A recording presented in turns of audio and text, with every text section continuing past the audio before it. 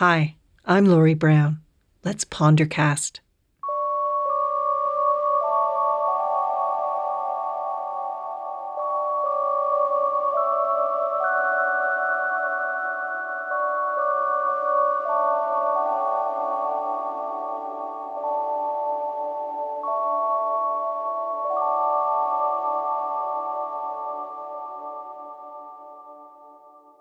So here I am, snowed in at my place in Nova Scotia on the Bay of Fundy, feeding the wood stove.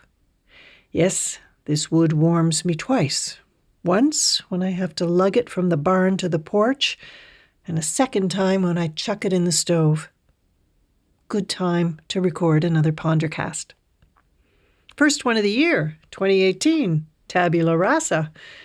We make our lists of to-dos and to-don'ts for the year, silently wondering, how long will our resolve hold out this year? But rarely pondering whether we will hold out. Will we be alive this time next year? And so, in the spirit of Pondercast, an aid to removing our blinkers and looking around at what's really happening while we are merrily making other plans, let's start the Pondercast year talking about death, specifically your death.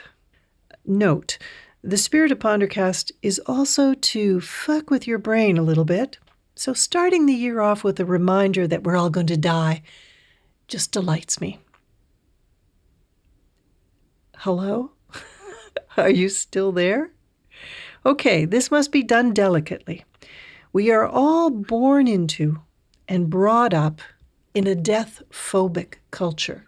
So it's not your fault that we don't talk about it, that we don't see death.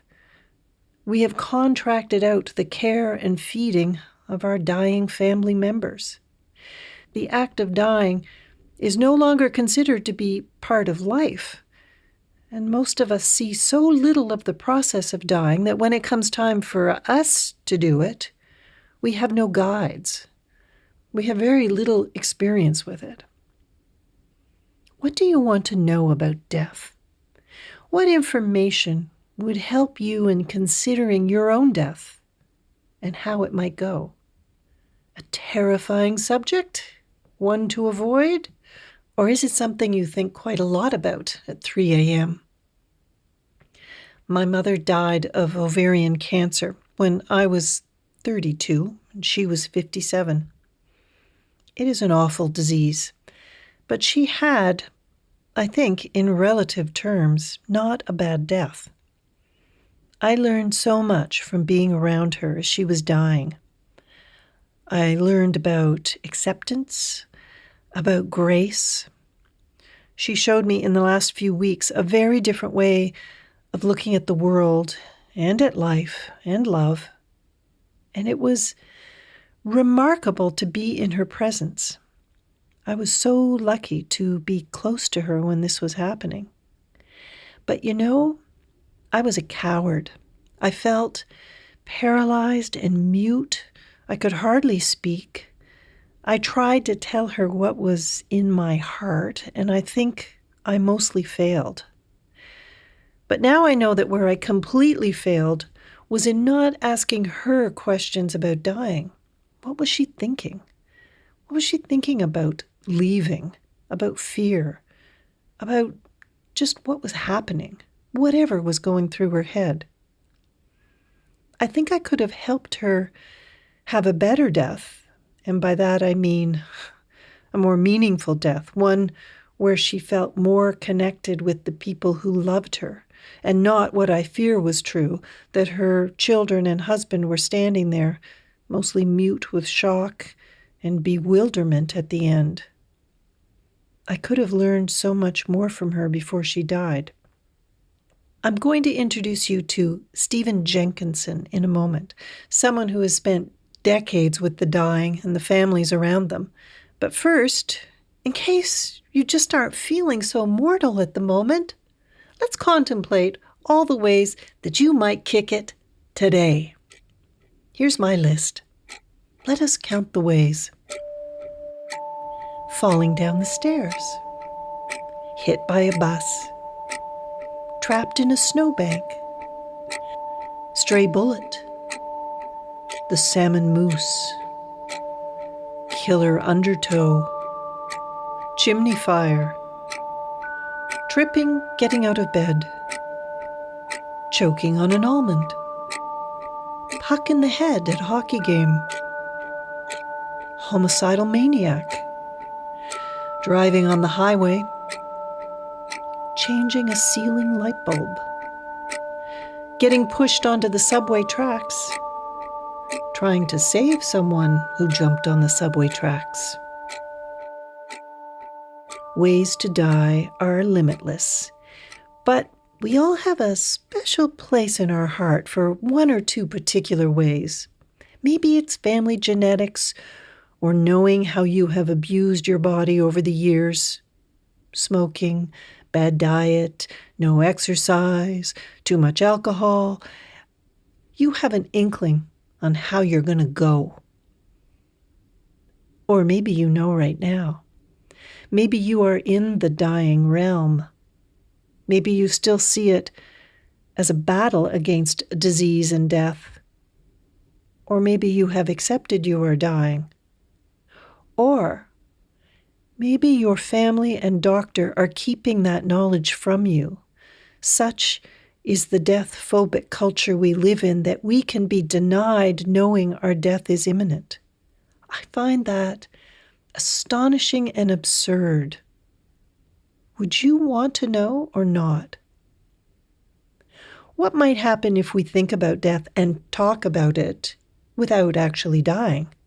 What if we reclaim death as part of life again?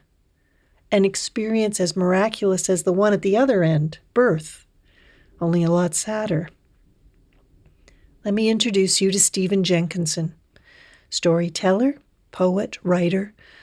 He has worked in the palliative care field for a long time. He was the director of the palliative care unit at Mount Sinai Hospital in Toronto. And he's worked with the dying and their families for 20 years and continues to do so. He's a teacher, too. I met him through music.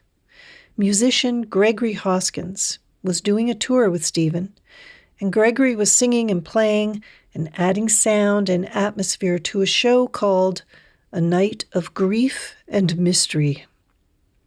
Stephen had been traveling and speaking on his own, but then Gregory sent him a song thinking they could work together on a show about dying. I'm gonna take a little walk through them fields. I'm gonna carry me gently for my heart to heal. I'm gonna find me a demon in a dark, dark wood. You can't come with me. I wish you could.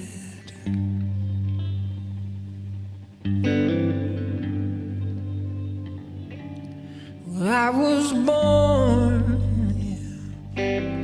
I was raised, yes, I was loved and I was praised. When I got scared, oh, my mama did arm me with a cross and a prayer, to keep harm from me while I take my little walk through them fields. Gonna carry me gently for my heart to heal. I'm gonna find me a demon in a dark, dark wood. You can't come with me, I wish you could.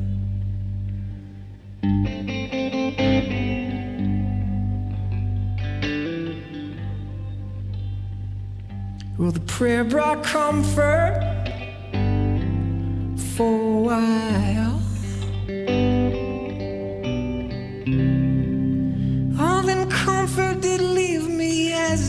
comfort style, the cross I gave to my girlfriend. I've been thinking about you, Catherine from Welland, while I take my little walk through them fields. Ooh, gonna carry me gently for my heart to heal. I'm gonna find me a demon in a dark, dark wood. You can't come with me. I wish you could. I wish, I wish, I wish, I wish.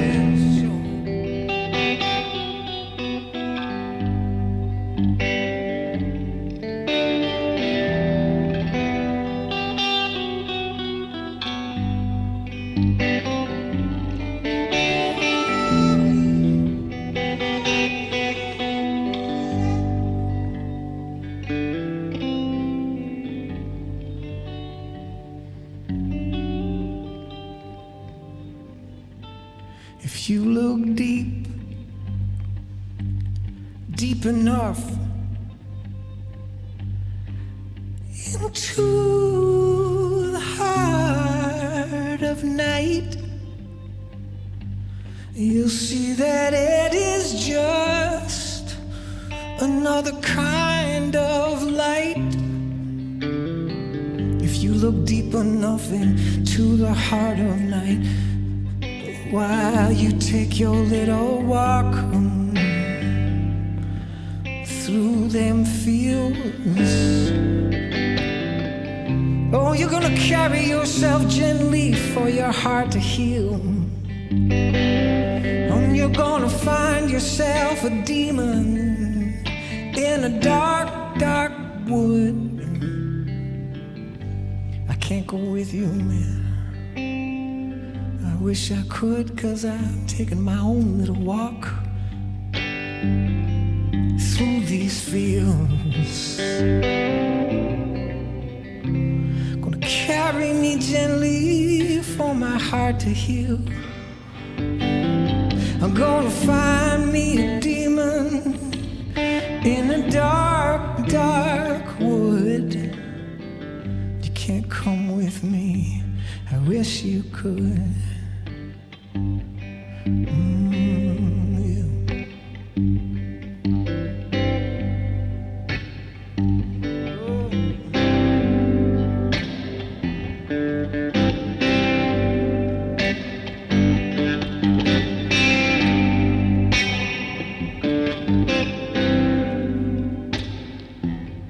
I must tell you, the first time I heard that, I was sitting in my house.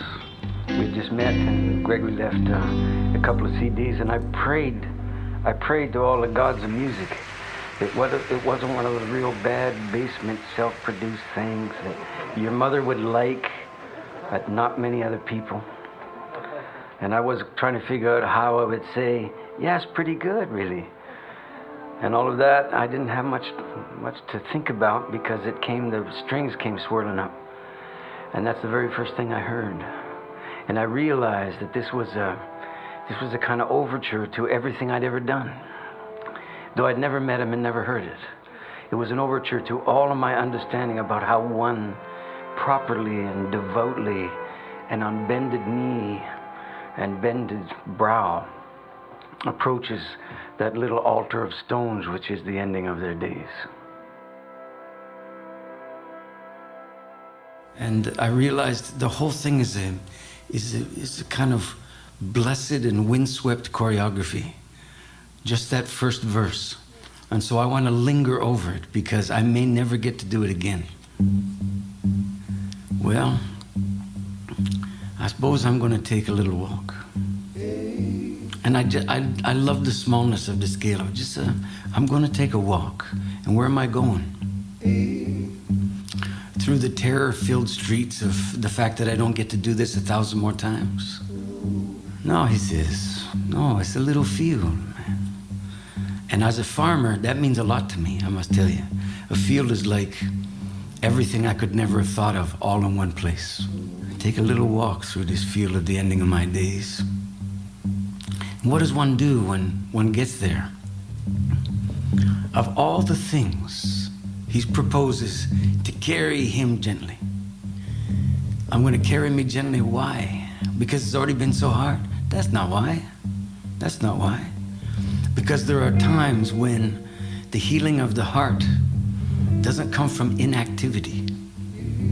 It comes from being on the receiving end of some other kind of grace that you'd never really thought about. I'm going to carry me gently so my heart can heal, which wouldn't be a bad way to die at all.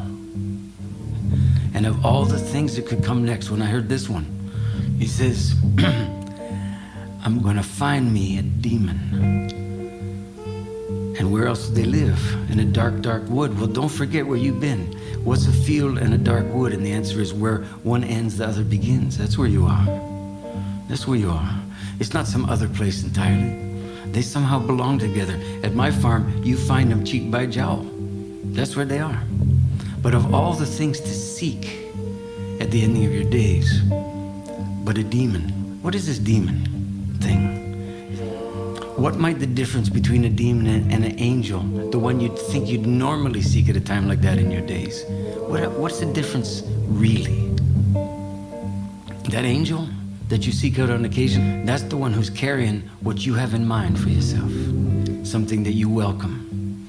The only difference from the angel is the demon is carrying that mandatory urgency of life that you don't quite welcome, and you don't quite seek, and you don't feel quite ready for. And so because of all that unwelcomeness, the demon has the PR that it currently has. Tonight we can suspend that old understanding of that terrible difference between them and imagine that one of the ways that we have the deep presence in our life is that both sides of that story appear, and the demon and the angel both, which is why I love that lyric. I'm going to find me a demon in a dark, dark wood when it's my time to die. If that weren't love letter enough for being alive, he writes a little love letter to everybody who's hearing the song. It's this strange kind of sorrow-packed, mysterious proposition that you are allowed at the end of your days to wish somebody could come with you. Completely. In fact, let's go further and say it's mandatory. That you don't want to walk that by yourself, and why should you? And maybe you shouldn't have to, but you probably will. And both of those things can be true at the same time, and they don't cancel each other out. And you don't have to choose between them. You can wish somebody could come with you, and you can know the rest of the story, which is that they can't. You can't come with me, he says. Still, I wish you could. And if that ain't a love song, then I've never heard one. But having heard that one, I believe I've heard them all.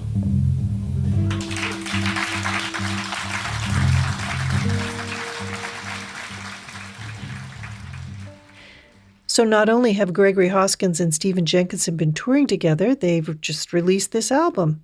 I'll play more tracks later. So would you buy tickets to a show called A Night of Grief and Mystery? I did, without really knowing what I was in for. The place, Oisey Auditorium in Toronto, was packed. Lots of students, people in their 30s and 40s, and equal numbers of gray-haired people. Stephen came on stage looking like Willie Nelson. Long braid and beard and hat, and he started to speak about death. Death holds your attention. The audience was completely silent, eerily so. My mind was actually racing to take in what he was saying, because we're not used to hearing about the mystery at the end of it all. And as a death doula, Stephen speaks and writes like he's reporting from the bleeding edge of death, and it sounds like it's another world that I don't know anything about. Stephen wrote a book called Die Wise. Is there such a thing? How do you do it? What does it look like? He came to Toronto, to Joshua's studio, and we talked about what a wise death does look like. You can usually tell them by their absence. It's a lot louder. And what they never look like is private and personal and unique and a personal possession and a family and close friends only. And I've got this. They never look like that. Those all sound like the perfect recipe, but they're a recipe for a kind of an utter lostness that masquerades as a kind of pristine solitude, that you can figure things out from. So the few good deaths that I saw, or wise ones, they were all occasions for what I've come to call a kind of village-minded bloom, where the death doesn't belong to anyone, but it's entrusted to all the witnesses, all the reluctant witnesses, all of the ones that were dragged in kicking and screaming, all the ones that think they came of their own accord, all the ones whose memories encouraged them to get there or betrayed them and got them there, all of that. And I suppose wise first and foremost means that the meaning of your death you entrust to those who are in on it and whose memories are being crafted in part by how you carry yourself. You call dying wise is a moral obligation. Mm-hmm. What do you mean? I don't know that there's any immoral obligation now that I hear you say it. I should have clarified that in the book. But, probably the answer I just gave you comes from that understanding of moral obligation. It's a civilian's obligation, a citizen's obligation, a human being's obligation. Here's why in a nutshell. You dial in your death according to how it suits you, which in a death-phobic culture would generally mean as little death as possible, as little death awareness as possible, as little of your day as informed by the realities of dying as you can conceivably make it, things of this kind. And what are the consequences when actually it's down to hours? Do you still feel in charge? Are you glad that you are? What it looked like when you're thinking about it. Does it look like that now? It's like those bungee rides. When you're down on the ground, you're looking up, it's not that high. And they start pulling you up from behind, isn't it? And you're in Canada's wonderland of sorts. And you're halfway up and this is a terrible mistake. But there's no recourse. So that's what private dying tends to be. And here's the grim reality that I've never heard anybody cop to or articulate.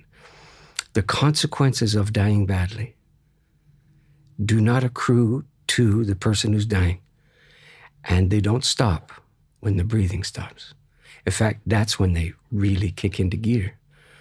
So there's the greatest case you could make that dying is it's a cultural property. It's cultural patrimony. Maybe that's a good way to say it. In the same way that pot shards and pieces of textile found in an old cave, ways of dying are in that category of deep belonging. And if you die well, the consequences that you don't control include the rumor that it can be done. In fact, it's stronger than a rumor because people can tell the story because they saw it. Mm-hmm. The consequences of dying exponentially eclipse any neutral imaginings you might have on the subject. And 90% of all the deaths I saw were bad. By any sane measure, they were bad. They were controlled and they were contained. Yes, they were. But all the consequences whispered subsequently, whatever you do, don't die. That's the whisper campaign of it. And by the time you get to, what's it called today? Medically assisted death, whatever it is, whatever the current euphemism is for euthanasia, by the time you get there, the belief that euthanasia is solving our death trouble will be found in 15 or 20 years to be virtually the opposite. That the practice of euthanasia carries, contains, and perpetuates the fear of dying remarkably agilely, in a way that the actual fear never could. Because if you resort to this, you don't have to die, you see, because you can get somebody to do it for you. And you can decide when. And all of these are contrary to the nature of dying, that it's an exercise in personal dominion. So no surprise in a culture utterly addicted to self-determination, this would be the next logical, quote, solution. Mm-hmm. But what is it solving? Where's it headed? What are the consequences going to be? What's the learning for a 4-year-old who will never know a time when you couldn't get a prescription? 4-year-olds today, I mean. And the consequence will be that you don't have to die. That's the teaching. Now there's a controversial idea, huh? Just as we're getting used to the idea of euthanasia, of having the ability to say when for the last time, that maybe euthanasia is just an idea of this time, something that may turn out to be in the future so out of step with our collective moral compass that we try to abolish it.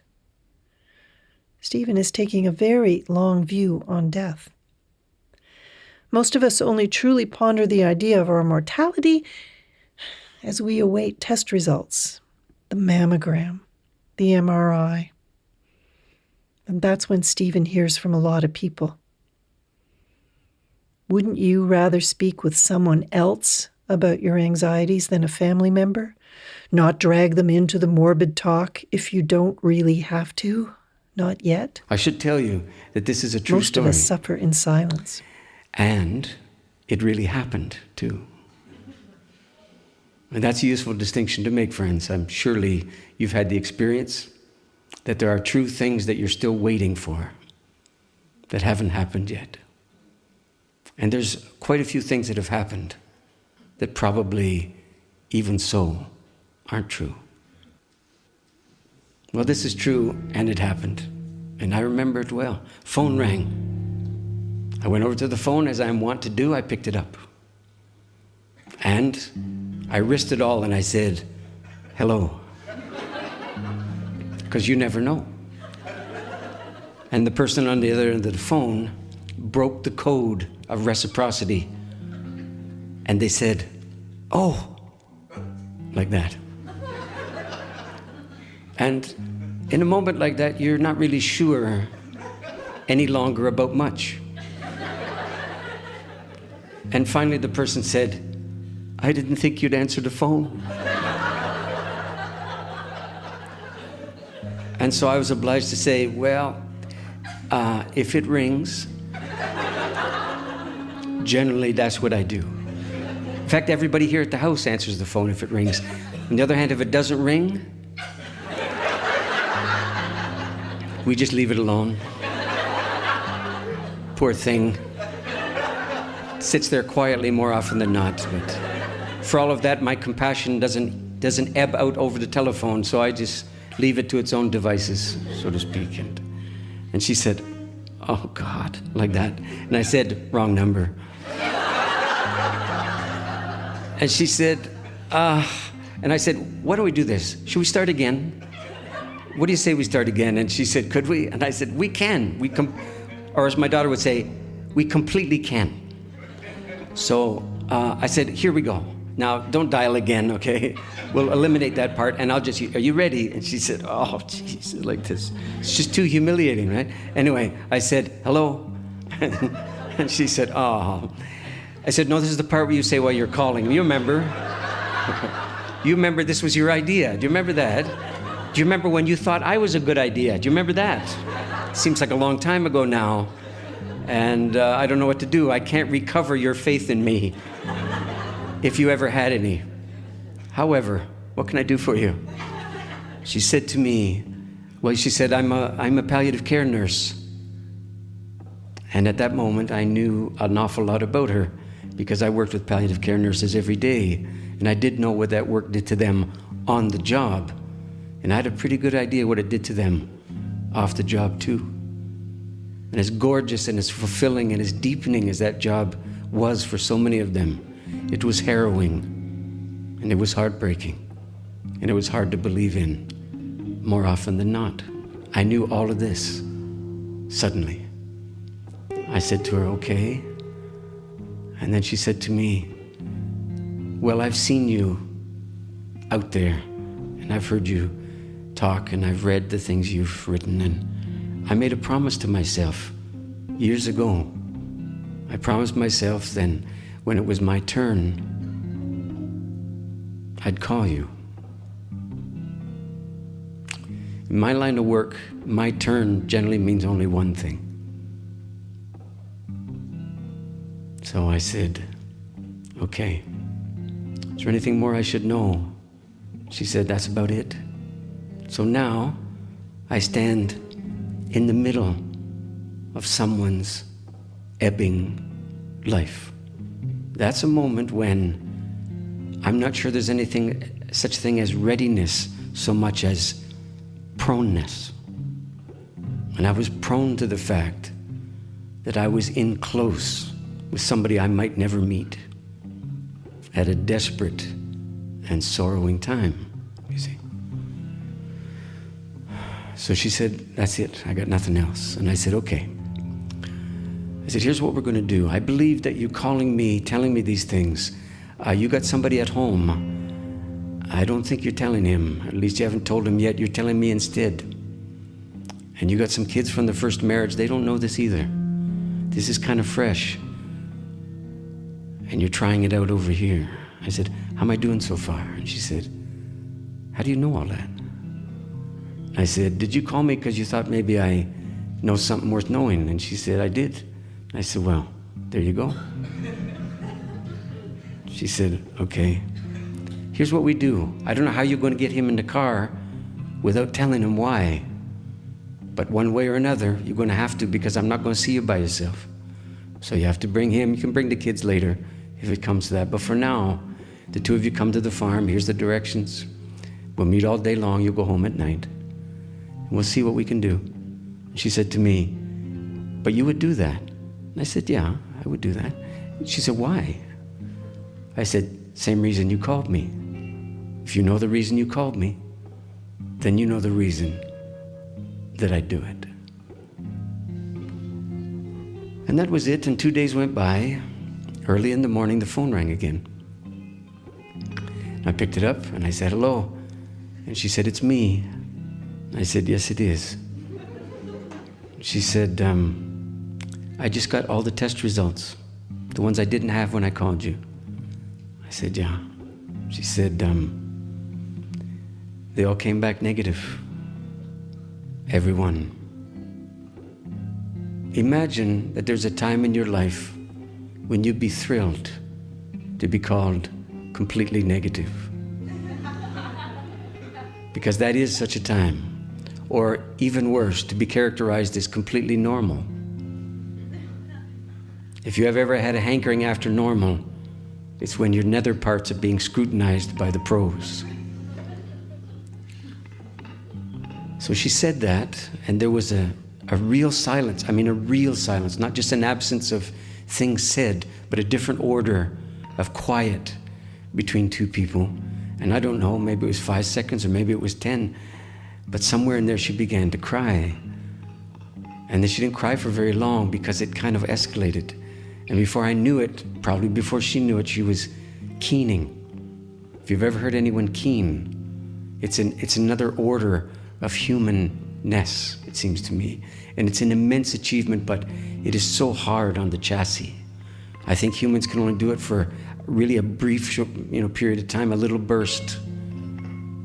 And then you're done somehow. And it's had its way with you. And so she came back down to weeping and then to sniffling and then to sort of breathing hard, as you would after going through that kind of strain and that kind of realization. And what's the etiquette of a moment like this with someone you haven't met? Many people would be challenged to somehow intervene and cut it short because there's something wrong. Or if you've been in the death trade for a while, you begin to realize there's almost nothing ever that's wrong. Not because everything's okay, but because most of dying is mandatory. So after a moment, I said to her, "Do you know why you're crying?" And she said, "I have no idea." I said, "May I?" Which is a good thing to ask. "May I?" And she said, "Please." And I said, "Do you know when you called me 2 days ago, you were dying. You didn't think you were dying. You weren't afraid you might be dying. You were. You knew all the signs, just like I do. And you had them, and you were dying. And that brought to you and to your life and to your measured days a kind of clarity that you would never have sought for yourself, a kind of blistering willingness to see regardless of the expense. And you saw a lot. One of the things that let you do is work up the nerve to call and ask for what you knew not. And 2 days ago, you had all of that. This morning, they've taken all of that from you. And it's gone without a trace. And you can scramble. You can try to pretend. You can try to remember.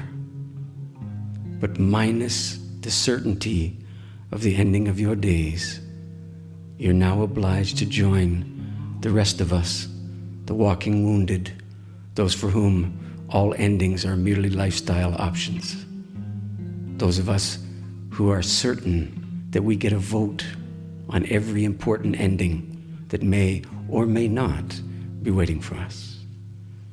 And now, everyone who knew you knows nothing about you.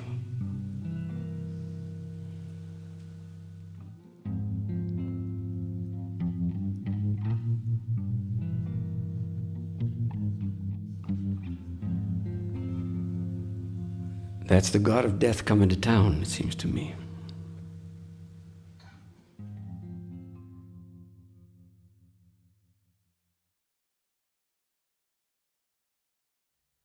My father is 92, and he has donated his body to Dalhousie University.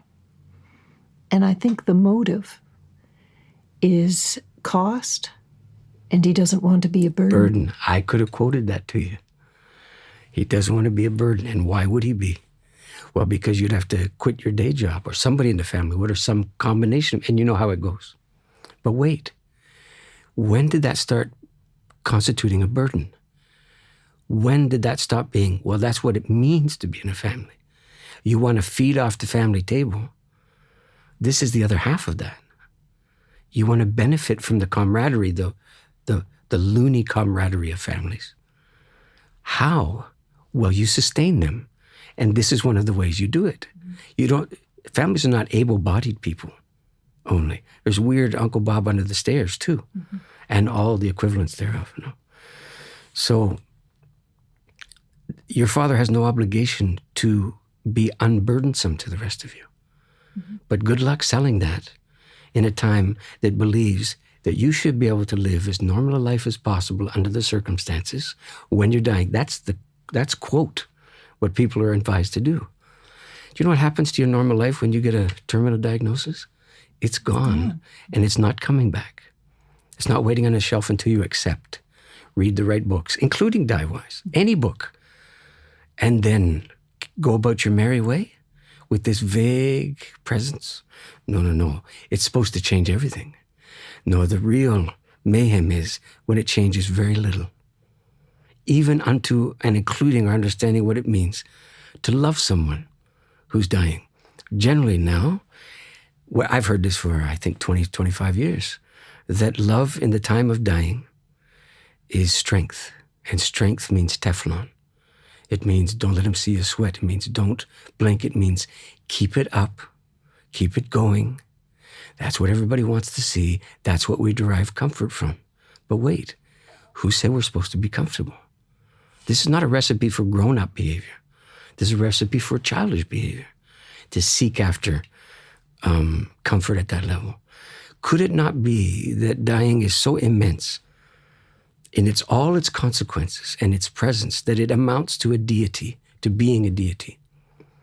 Because to my mind, that's what it is. And if so, should it not also change your understanding what love is? From that which would protect and defend the loved one to that which would see a loved one down. So that's the case I'm making. Mm-hmm. That even our understanding of love needs to be death literate. Mm-hmm. Not death needs to be love literate. The death phobia, it includes grief, though, doesn't it? It seems like grief is not an emotion that is now part of the normal palette. It seems like this should be something to be avoided at all costs. So in this situation, when we're talking about death, we're also talking about a phobia against grief. I've called it grief illiteracy. You have death phobia on the one side and grief illiteracy on the other side. So by which I'm suggesting to you that grief has to be learned, that it's not a reflex, that there's all kinds of circumstances in this life, and you're old enough to know it, and so am I, that seem to be made, wherever they make these things, designed to conjure grief, to approve of grief, to endorse grief, let's say. And you look in vain for these times. Yes, they happen, but they don't happen to everyone. More people than not find a time endorsed by grief as an opportunity to put off grief until a more appropriate time, which is almost invariably after the person dies, as if that's the grief amenable period. Why not when you can miss do it the person? alone? Yes, of course. And, keep the therapist in business, you see. Unresolved grief, what does that mean? Complicated grief, how about, I always forget this term. This is the doozy one. They hold out, to warn you about it. Pathological grief. Okay, this is a diagnostic category. I'm here to say there's no such thing. There's nothing pathological about grief. On the other hand, the inability or the refusal to grieve, that might be the mother lode of pathology. What am I going to tell my father? I do not want to be deprived of my father when he's dying, or in particular of not even seeing his body when, after he's dead, he'll be gone. What do I tell him? Well, it's not for me to prescribe anything in particular, but I guess it's too late now. Okay? So maybe I could gently suggest something like this. You call him Dad? Dad, you could say, you love me still? Just yes or no will do. You can elaborate if you'd like. I wouldn't mind if you did, but if it's yes, then you and I got to figure something out here. Because I'm not going to miss you on my own, and you can't ask me to do that. You can't keep your dying from me and expect me to understand that as a way of loving me. You're still my father. I need you to father me like this. Okay? Don't take it from me and call that protecting me. I'm old enough for the both of us that you do this. You have to let me in, because otherwise you're a thief pretending to be a parent. Or something like that. Thank you. Yeah. Anything that I've known, anything that I know about death, I've learned from watching other people die. Yeah. Yeah, across the spectrum. Exactly so. How many times have I been asked by well-intended parents, should I bring my 4-year-old to the funeral, to the death house, right, to the hospital? Why wouldn't you, I ask? Well, because I don't want them to be traumatized. Right, I would say. But why would they be traumatized? I tell you, the principal trauma of a young person in a circumstance like that is the enormous gap that opens up between what they know to be happening in the bed and the response they see amongst the generation of their parents. Mm-hmm. And they can't connect the two. That's where the trauma occurs. I know what you're thinking. Damn, this night's starting to feel like dying probably feels. I understand. I don't think you're wrong, but you might not be right in the way you wish you were. I agree with you completely. It's a lot like dying. Here's how. At some point you think this shit will never end. It just won't stop. You know, there's no end in it. It just goes like this, and that's the grind, that it can't end and you can't see it, and you know that's not true. But it feels like that sometimes. And here's the other half of that it will end just before you're ready for it to. That's true then. Might be true now. 2 little stories, both of them love letters. My idea of love letter at a time like this. Here's the first one. Of course, to talk about this, you have to start talking about food someday. So I'll talk about food now.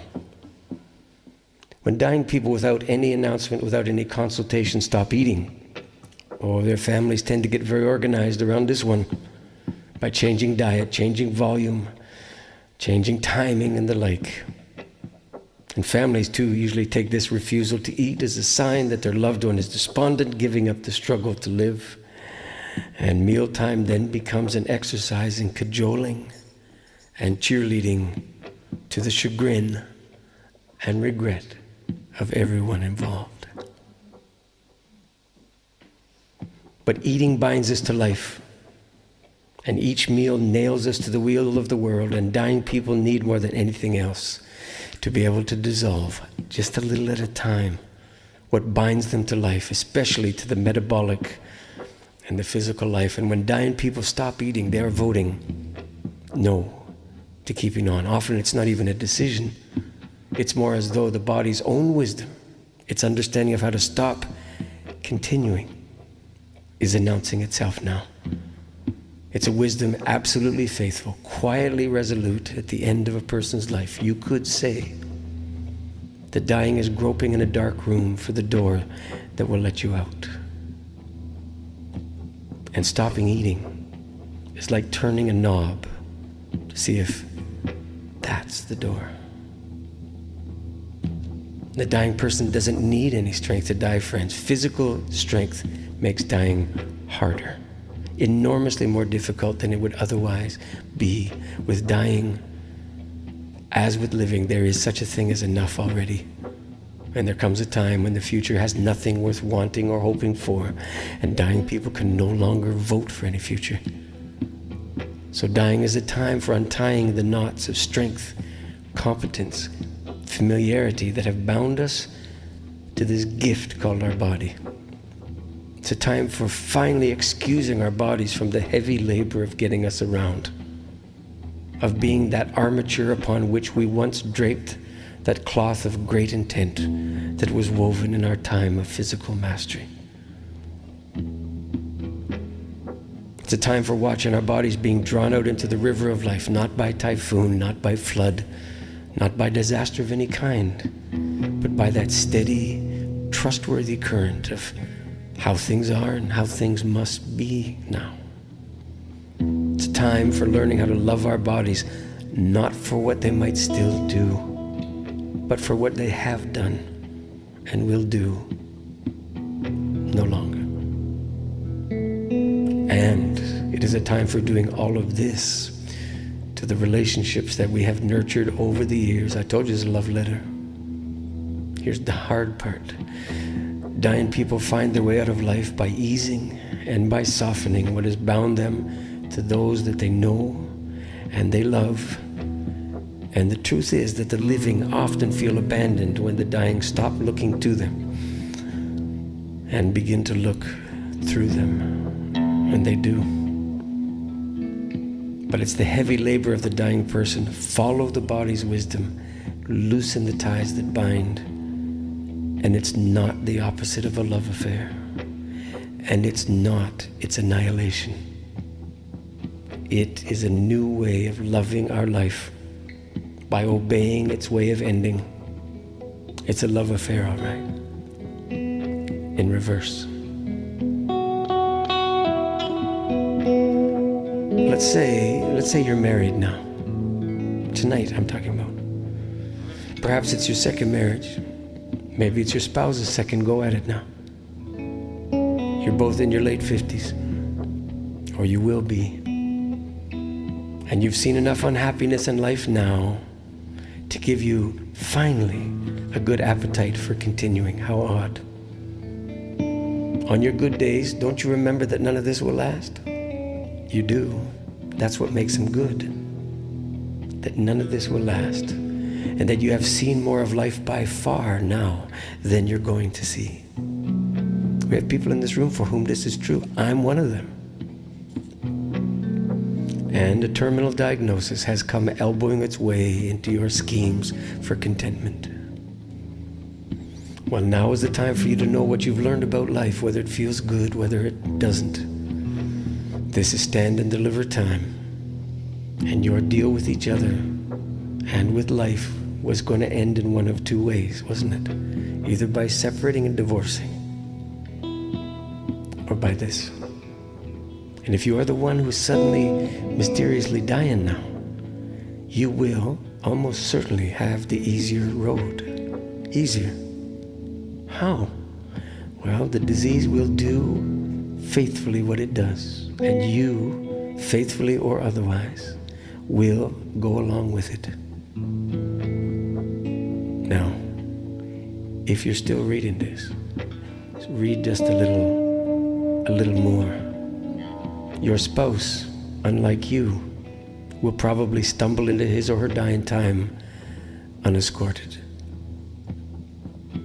You won't be there to help. Why? Because you're dying first.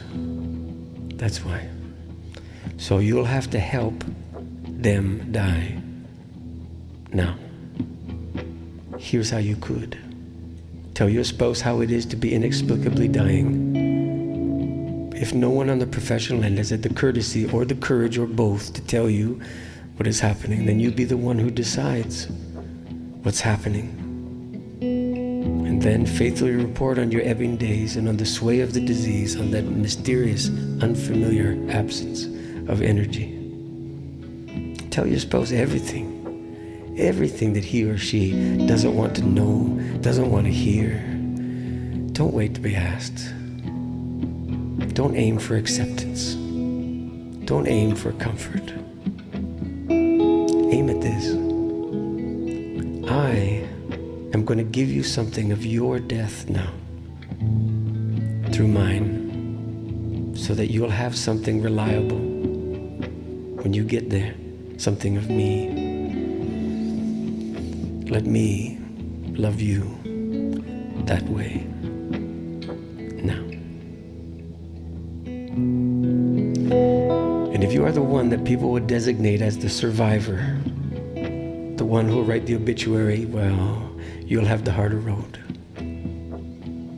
Always on the receiving end of news and status changes, test results. You'll have to decide that you're in the time of dying, whether your spouse gets it or not, whether they agree or not. And here's what you'll probably have to say, and probably more than once. To plant both of you in the time that you're in. Listen, I don't want to be too lonely before I have to be too lonely. I'm not going to sit with this all by myself, waiting for you to be ready to talk about it. So here goes.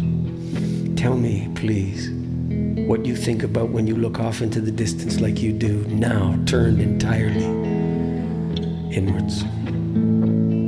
Likely I won't have anyone to ask me these things when it's my turn years from now. So tell me, please, what is it to be dying? And what should I learn now to help me when it's my turn?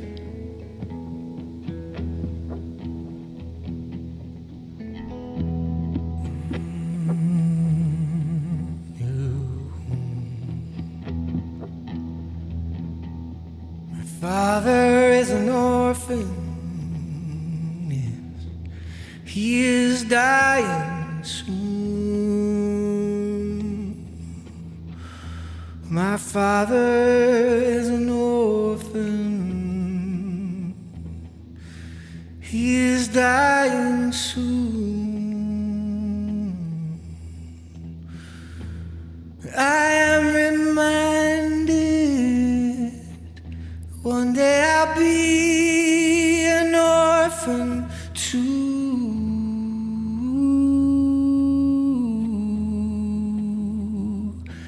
Yes, I will be an orphan too.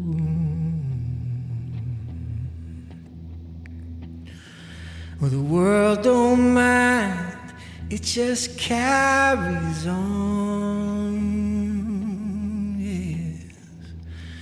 Oh, the world don't mind, it just carries on.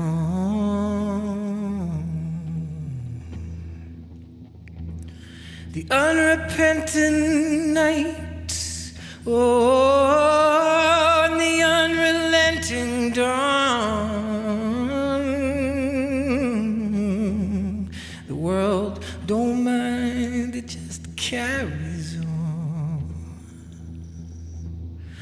Witness what is best left unspoken, and by such beauty be undone. May 1,000 times your heart be broken, and may it be remade 1,001.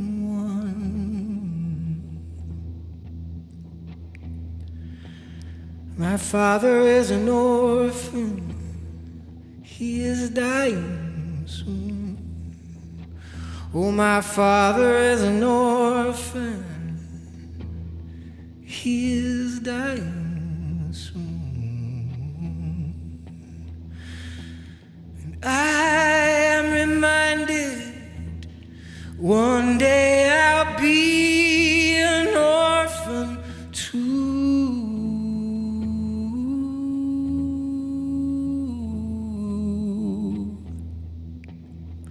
Yes, one day I'll be an orphan too. Oh, one day I'll be an orphan too. Oh, one day I'll be dying too.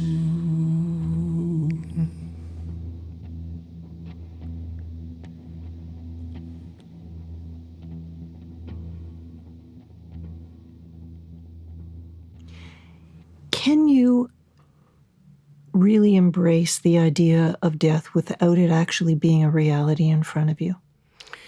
And of course, me being me, I would mess with the question and say, is it possible to be embraced by death? It's that big, you're never going to embrace it. And I know it's a phrase, but it still implies that you're on the doing, the crafting end, to a certain degree on the mastering end of things. If you just do the right thing, then it'll be in a box in the corner. Your dying will. But in fact, it's so much vaster than what you can think of that you're curling in its lap, so to speak. You're seeking its ministrations, its soothing, and not the other way around. So, no, I don't think minus seeing some other kind of dying, it could be anything more than a very troublesome rumor that haunts you at the edge of your own imagination. Until you see the otherwise is a taunt.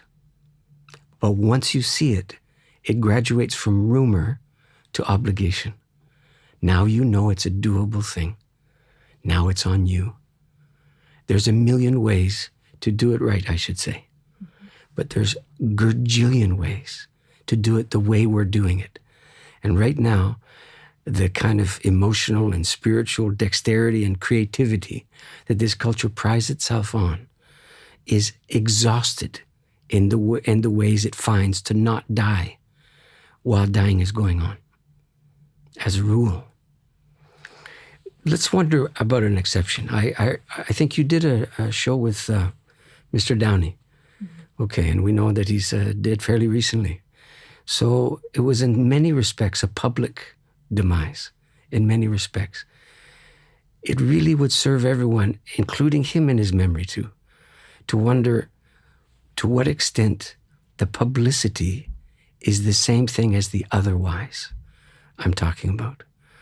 Or did he become, through perhaps no intention of his own, did he become another hero, arcing through the midnight sky of our dread about dying, and suggest to us that we, and I say this with no rancor towards him, that we ourselves could be the rock star in our own dying. I'm not saying he could have been anyone else, obviously, because that was his job. And he used it towards the end in some fashion that I don't claim to understand or be deeply familiar with. But I do wonder if there isn't some consequence that gathers now to reconfigure, reaffirm the idea that the best death is still the most spectacular, death-defying death. That you go till you drop, and that demise is not really tolerated. Well, in fact, there must have been demise, because there's a whole long period of time where, as far as I know, you never saw him, you never heard from him again, kind of thing. So privately there was. But I wonder, I'm not talking about spectacle, but I just wonder if the public understanding of dying couldn't also be informed by the swoon, as well as the chest-thumping, I dare you to come and get me now, kind of thing. I don't say that that you should choose between them. I just say there's a time when the death-defying part will give way. Why is that the time to close the shutters? And nobody gets to know about that one. I remember the same thing about Jack Layton. And there's others. And I'm not going to say his name. He's recently dead. I said Mr. Downey, not his first name. And there's a recent death a year ago, our poet from Montreal. And he let you know. I mean, he went down pretty much in full view. And his art carried it. He wasn't doing the greatest hits. That last two records, that was Sia. You want it darker? Yeah, exactly right. So I just hold him in enormous high esteem, not as an exemplar so much as a practitioner, that he practiced the art of going. And he didn't seem to keep it to himself. And a lot of people might consider that to be bad form, but I consider that to be public service of the highest order. The case I'm trying to make is that the collateral damage of dying in the fashion that we do now is beyond cruel and unusual punishment. It should be Geneva Convention level stuff. Because you think we have a right to die? I think we have an obligation to die wise and well. Yes. A right, yes. But you talk about rights to the exclusion of all of the ongoing responsibilities that would inform your ability to act on the right. It's a bird with one wing.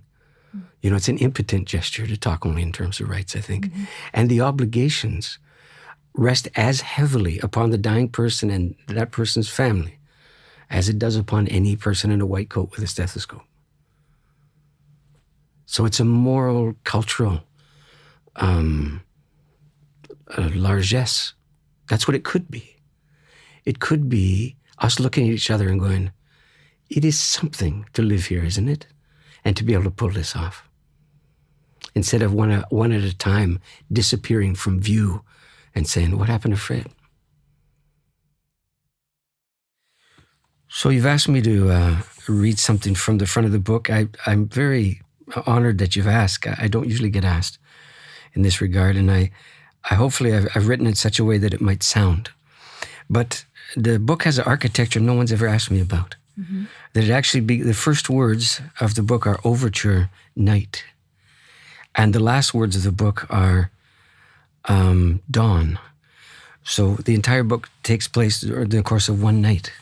And as such, there's something about magic hour around 3:17 or thereabouts. It's not a continuation or the end or the opposite of the day. It's some other beast completely, isn't it? And this is as an overture to that time of night, because I'm suggesting, of course, that there will be something in the nature of your dying that will resemble this very faithfully. So, here we go. Stars. It's dark, and you are standing in a field, far from the house. This is the midnight sky of your younger, wilder days, and it is ablaze, aching with stars. It's the vault of heaven, the indigo sea of time, pierced by light from the other side. The horizons are gone, and the bridge of sighs, the one that they say the dead walk to leave this world, dazzles you. Dew settles on your shoulders, and you're a tremble, no longer full with comprehension and certainties. And every idea you have seems too small for the world. And the blessings tumble, and you lived long enough to see a night such as this, and you are stilled by it. There are unlikely companions in the field with you, everyone quiet. And someone looks up into the night sky and says, "Do you see that star right there? Could be it isn't there anymore." And all conviction is sent reeling, and nothing's truer than this. And the mysteries roll, and you are welcome. And if that didn't quite happen in your earlier days, it has now. And if it did, well, then it's happened again. You need witnesses for wonder.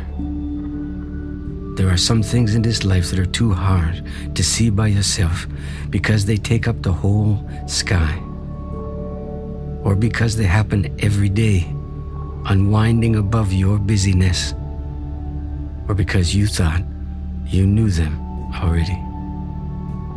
But wonder takes a willingness to be uncertain, though, to be thrown.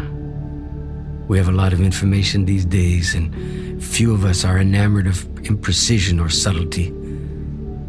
But starlight traveling a bewildering distance for so long that there's every chance that it doesn't even exist anymore. And all of that having already happened, and you standing there, your face blazed in the dark by a starlight gone, seeing it all, what is and what isn't there, enthroned by your witness. That is a marvel, and surely that is how awe is born in us. With somebody there alongside you in the darkness, you can think unauthorized thoughts. You can see what's gone, or whether it's gone, or both. And it's fantastic.